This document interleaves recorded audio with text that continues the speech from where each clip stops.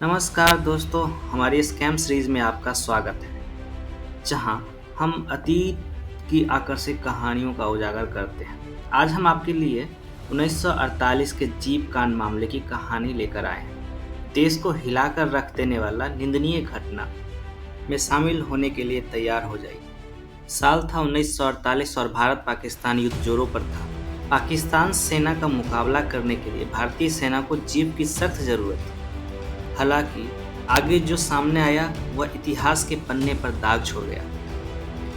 जरा सोच के देखिए क्या होगा जब सैनिकों के पास युद्ध में लड़ने के लिए ना ही हथियार हो, ना ही गाड़ी,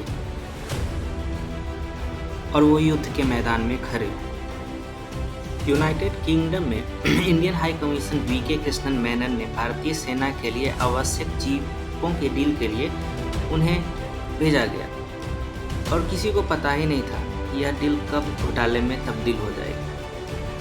प्रोटोकॉल को नज़रअंदाज करते हुए मेनन ने सेना की जीपों की खरीदारी के लिए एक विदेशी फर्म के साथ 80 लाख रुपए का कॉन्ट्रैक्ट किया। जीपों को वितरित करने के लिए चुनी गई कंपनी एंटी मिस्टेन नामक एक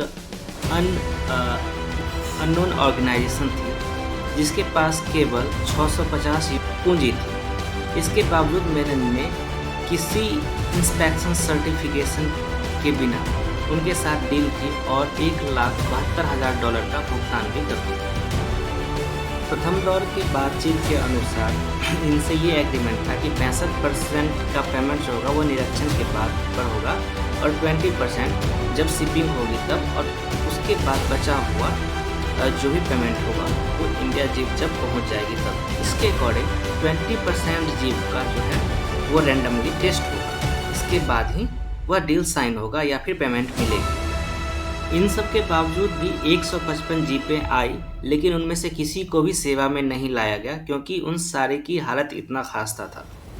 रक्षा मंत्रालय ने जीपों की डिलीवरी लेनी बंद कर दी, और जिसके कारण जो कंपनी फॉर्ज कंपनी थी एंटी मिस्टेन, इन्होंने डिलीवरी देना बंद कर दिया।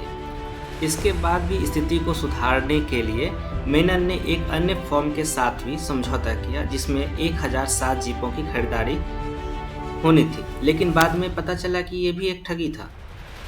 एससीके एजेंसी ने प्रत्येक महीने 68 जीप वितरण करने का सहमति व्यक्त की थी, जिसमें भारत सरकार को पिछले जो भी नुकसान हुए थे उसकी भरपाई करने के लिए भी शामिल किया गया था।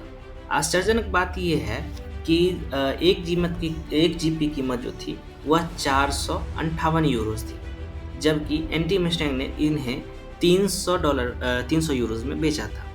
अब बात ये आती है कि 300 यूरोज में क्यों बेचा गया था। तो जो भी रिफर्बिश्ड यानी कि जो भी पुराना जीप था जो कि छोड़ दिया गया था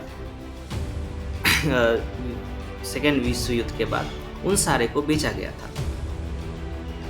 जैसे ही घोटाले की सामने आई बात, तो मेनन पे भ्रष्टाचार के आरोप लगने लगे।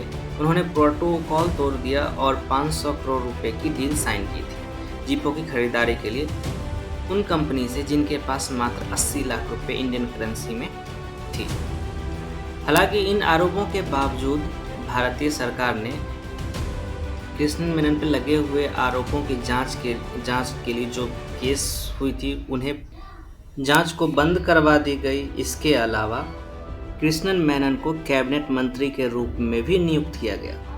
अब यह भी सत्य है कि मेनन के व्यक्तिगत सत्यनिष्ठा पर संदेह करने का कोई सबूत नहीं था, लेकिन उनके कार्यों के परिणाम को नज़रअंदाज नहीं किया जा सकता। 1948 का जीप घोटाला मामला भारत के इतिहास में एक दर्दनाक अध्याय बना हुआ है, जो हमें शासन में जवाबदेही और अखंडता के महत्व की याद दिलाता है। हमारे अगले एपिसोड में शामिल हों, क्योंकि हम इतिहास से और छुपी हुई कहानियों को उजागर करते हैं।